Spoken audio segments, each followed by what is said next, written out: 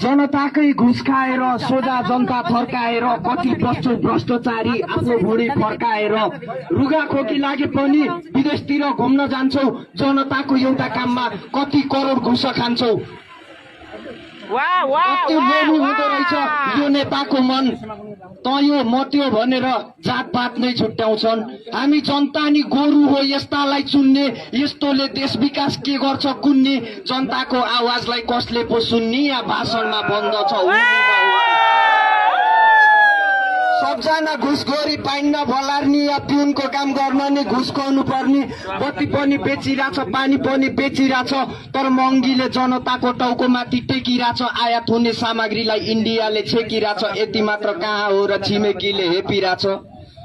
Saptakoshi barrack त छ, हामीसँग चाबी छैन। त्यहाँ बाढी आयो भने तराईको ठाउँ रहँदैन। कति मान्छे डुबी मर्छ, भारतले गेट खोलिदिँदैन। कति बच्चा अनाथ हुन्छ, कसैले केही बोल्दिँदैन।